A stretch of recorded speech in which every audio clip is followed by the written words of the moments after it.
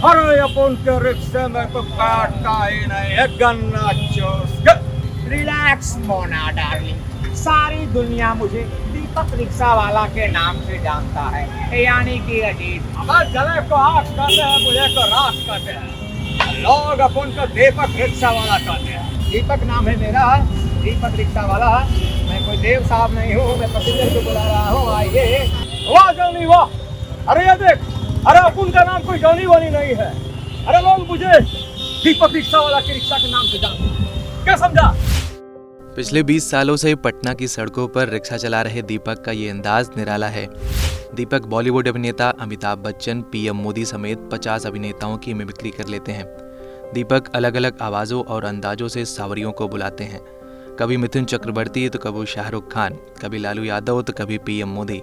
उनका यह अंदाज पटना में वायरल है। दीपक मूल रूप से झारखंड के रहने वाले हैं। बहुत गरीब परिवार से ताल्लुक़ रखते हैं। 10 साल की उम्र से ही वो मिमिक्री करने लगे हैं।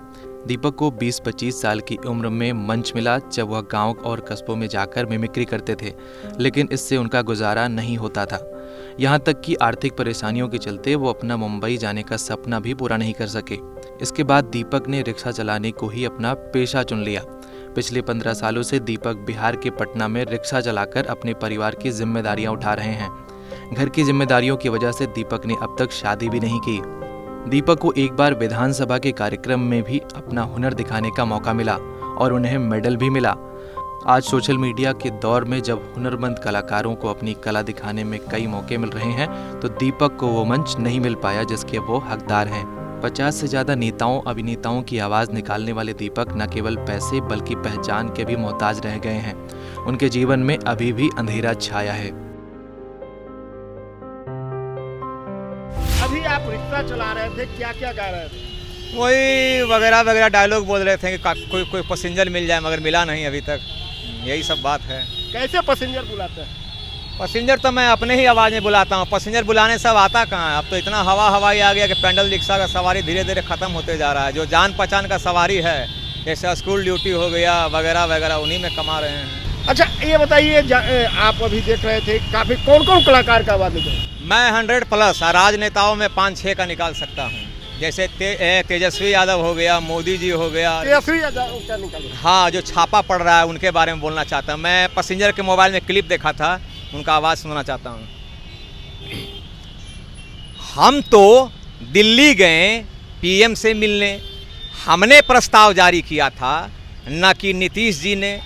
आप समझिए, छापे तो पढ़ते आ रहे हैं, बचपन से तो हम छापे ही पढ़ते देख रहे हैं।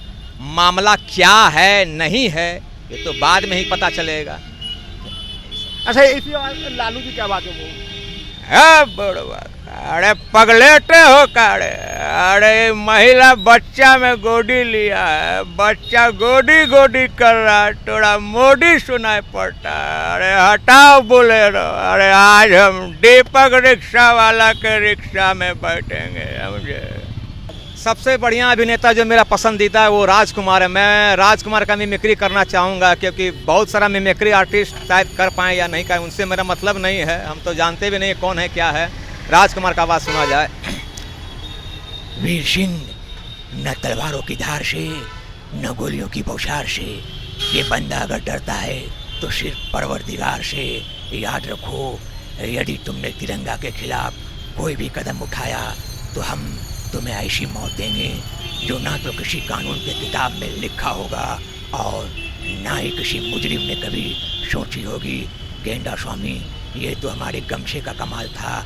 अगर तुमने रिक्शा को हाथ लगाया होता तो जल के राख हो गए। तो गेंडा स्वामी, हिंदुस्तान का खात्मा तो सदियों से कोई न कर सका। ये तो एक ख्वाब ही था। रही देशभक्ति की बात, तो ये दीपक रिक्शा वाले में भी देशभक्ति कूट कूट कर भरी हुई है। जय हिंद, जय भारत। अरे वाह, अरे आइए साहब, अरे आपको जाना कहाँ है? अरे लोहानीपुर, यारपुर, एसके नगर, चकारम। अरे जॉनी यानी कि दीपक रिक्शा वाला आपको जरूर पहुंचाएगा। अरे साहब, सुबह से खाली हूँ, बोहनी नहीं हुआ है। अरे कम से कम इस गरीब रिक्शा वाला का हेल्प कर दो। क्या बात है, क्या बात है। शाहरुख खान। अरे अरे अरे अरे, आय आय आय आय, हेट यू पैंडल रिक्शा।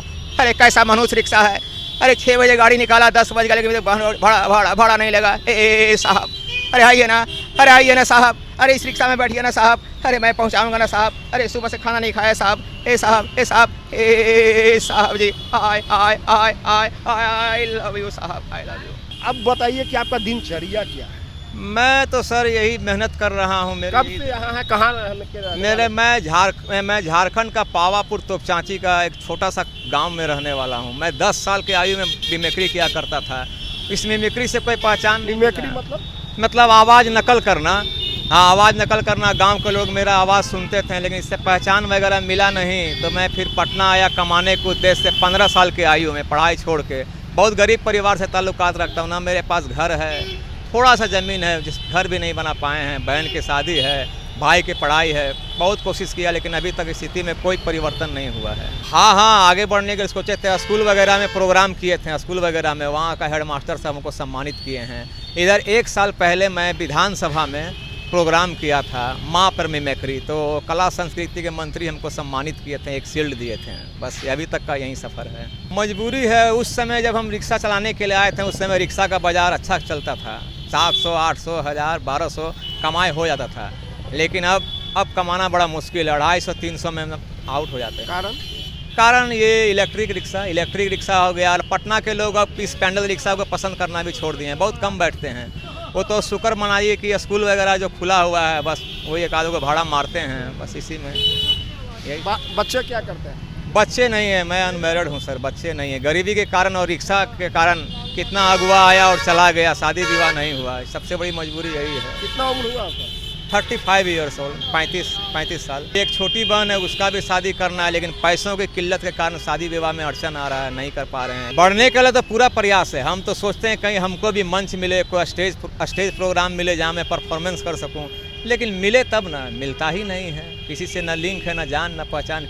अच्छा, ये जो आवाज़ निकालता है, इससे क्या पैसेंजर प्रभावित होते हैं, आते हैं? ना, पैसेंजर तो सोचता है कि पगला है, क्या बोल रहा है क्या नहीं बोल रहा है, और भाग जाता है, डर के भाग जाता है। इसलिए आवाज़ निकाल के नहीं बोलते हैं, भाग जाता है पैसेंजर। हाँ, मैं मोदी जी का आवाज़ कोशिश करूँगा। मैं आपको एक बहुत ही इम्पोर्टेंट बात बताना चाहता हूँ। ये जो मोबाइल आप देख रहे हैं, ये मेरा नहीं, पैसेंजर का है, सिम भी उसी का है। मोबाइल में मेरा सपना था मोबाइल लेना, लेकिन 20 साल से मैं मोबाइल खरीद ही नहीं पाया। मैं मोदी जी का आवाज़ सुनाऊँगा, पैसेंजर के मोबाइल में देखा था, सुनिएगा। मित्रों, मेरे प्यारे साथियों, मेरे देशवासियों, मैंने देखा कि ग्रामीण क्षेत्र की महिलाओं को ईंधन के लिए बहुत ज़्यादा ही किल्लत था। तब मैंने प्रधानमंत्री उज्ज्वला योजना के तहत महिलाओं को गैस का कनेक्शन दिलवाया। अब महिलाएं हैप्पी है। मेरे प्यारे साथियों, पटना के सड़कों पे एक ऐसा रिक्शा चालक है, यानी कि दीपक। इनकी एक ही इच्छा है कि बिहार के डिप्टी सीएम इस रिक्शे में बैठे।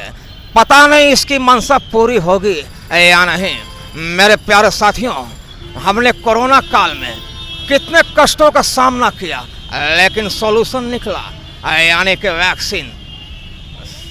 धन्यवाद। डिप्टी सीएम की इच्छा है कि डिप्टी सीएम बैठे? जी, बहुत इच्छा है। मैं कौन डिप्टी सीएम? ये तेजस्वी यादव। मैं उनका बहुत बड़ा फैन हूँ। मैं चाहता हूँ कि एक बार इस गरीब के रिक्शा में बैठे। जैसे मरने वाले की आखिरी इच्छा होती है, मेरी ये इच्छा पूरी कर दे सरकार। मुझे उनसे कुछ नहीं चाहिए।